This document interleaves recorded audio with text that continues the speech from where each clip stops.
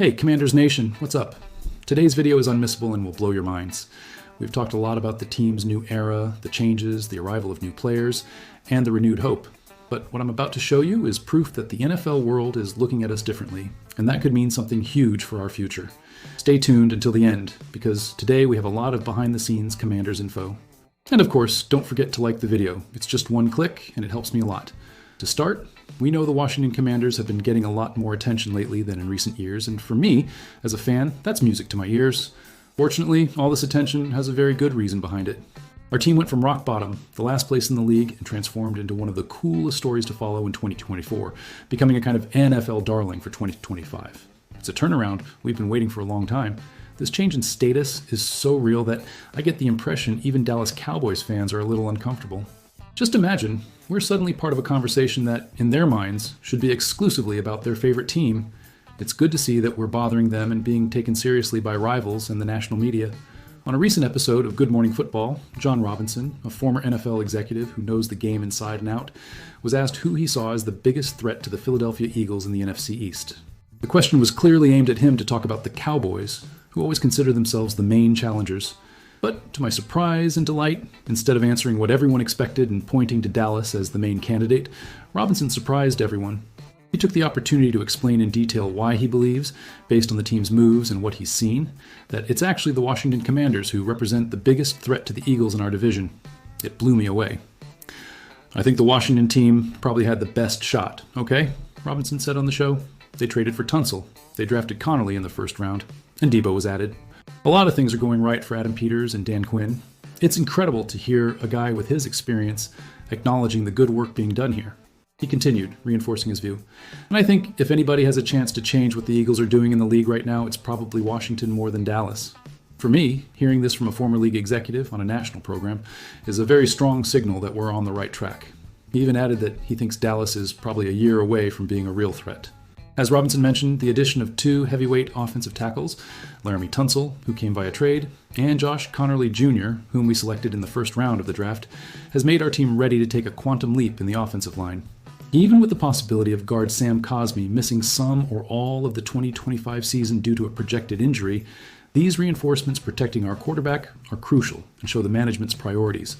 In addition, the offseason trade to bring in wide receiver Debo Samuel from the San Francisco 49ers should give our quarterback Jaden Daniels another elite weapon to consistently use in the passing game, alongside our star Terry McLaurin. Robinson pointed out that, given what Daniels already did with a group of receivers he considered somewhat limited in 2024, he's very excited to see what our quarterback can do with more talent around him. In fact, as Robinson continued explaining why the Washington Commanders should be discussed as the main threat to the Eagles' throne in the NFC East, he naturally turned his attention to our phenomenal rookie, Jaden Daniels, and the incredible debut season he had in 2024. It's impossible to talk about our future without mentioning his impact. It was bizarre, Robinson said about Daniels' season. He praised our quarterback highly, highlighting the things he could do to make throws off platform, his ability to identify defenses to put the ball in the right spot, the touch he shows on throws, and just the command of a rookie coming into the team. For me, as a fan, it's exciting to see his talent recognized like this. Robinson concluded his praise of Daniels by saying, "It was a really impressive season for Jaden. And who am I to disagree? We saw what he did, the spark he brought to the team, and the hope he rekindled in the fans. It's because of players like him and the moves the front office is making that we're becoming relevant again."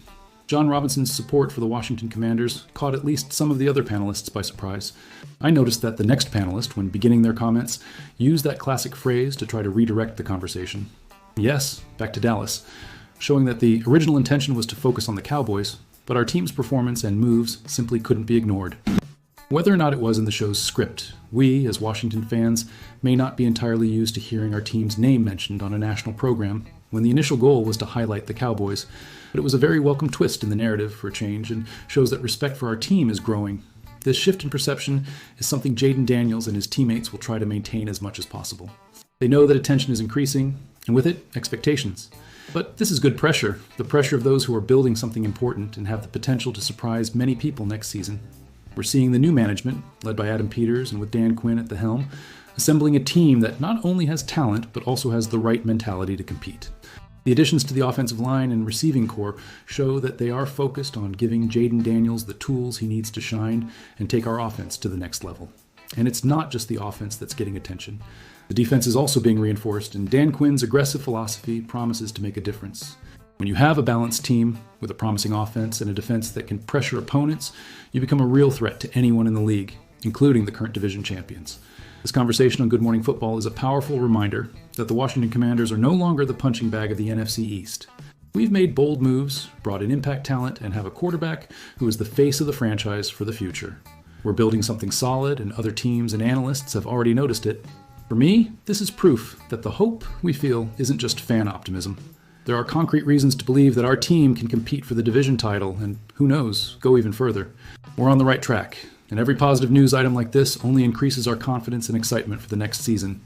We know the Washington Commanders worked hard to strengthen the offense this offseason. We brought in experienced players like Laramie Tunsil and Deebo Samuel, who will add a lot. In addition, we added draft talent like Josh Connolly Jr., Jalen Lane, and Jack Krosky-Merritt. On paper, our offense looks well assembled, especially the running back group, which includes Austin Eckler, Brian Robinson Jr., Jeremy McNichols, and rookie Krosky-Merritt. According to Jeremy Fowler, an NFL reporter with good sources, the Washington Commanders may still be in the running for a big-name free agent running back, Nick Chubb. When I heard that, my eyes lit up. A player with Chubb's track record and talent would be a spectacular addition to our team. During a radio appearance, Fowler said he doesn't expect Nick Chubb to return to the Cleveland Browns unless there's a surprise or an injury elsewhere that changes the scenario. This opens the door for other teams. The Commanders' name came up in this conversation as a possible destination for the talented running back. Fowler suggested some teams that could be interested in Nick Chubb later in the summer, closer to the start of the season, and he directly mentioned, teams that could be interested in a player. The Commanders or the Bears come to mind. For me, as a fan, it's incredible to see our team's name linked to a player of this caliber. Of course, Nick Chubb's health remains a concern. He suffered a serious knee injury in Week 2 of the 2023 season, and, unfortunately, played only 8 games in 2024 before breaking his foot in Week 15. The Browns released him this offseason because of this, and he's still recovering and working hard to get back to his best physical shape. Right now, I think he's in that mode of watching the landscape and seeing what happens and continuing to work, Fowler added about Chubb's current situation. He believes the player is being patient and waiting for the right opportunity. I expect next year, said the reporter, indicating that Chubb may be preparing to return with a bang in 2025. Nick Chubb, who has already rushed for over 6,500 yards in his career and has been selected 4 times for the Pro Bowl, is keeping calm and waiting for the right moment. And, as teams reassess their rosters after preseason training, Chubb's patience could lead to a fresh start elsewhere, and that place could be Washington. The idea of having a running back with Nick Chubb's power, explosion, and tackle-breaking ability in our backfield, alongside Jaden Daniels, is something that excites me immensely. Even with recent injuries, his potential is undeniable, and if he returns to anything close to his former self, our team would gain an elite offensive weapon. Just imagine the impact a player like Chubb could have on our offense. He would take pressure off Jaden Daniels, open up passing lanes, and be a constant threat to opposing defenses. He would be a heavyweight reinforcement that would show that the new management is willing to do whatever it takes to assemble a winning team immediately. Of course, we need to consider his injury history and the cost that could entail, but the possibility of adding a player with Nick Chubb's talent, even on a 1-year contract or with performance clauses, is something that Adam Peters' front office should analyze very carefully. It would be a risky move, but with enormous potential reward. To conclude, with speculation that the Washington Commanders may be eyeing a talented veteran like Nick Chubb, the big question that remains and that leaves us wondering is, will Adam Peters' management make another bold move in the free agent market to add an impact running back? Or is this just speculation that won't materialize, and our team will go into the season with the running back roster it already has? Trusting in the potential of the current players, the answer may be closer than we think.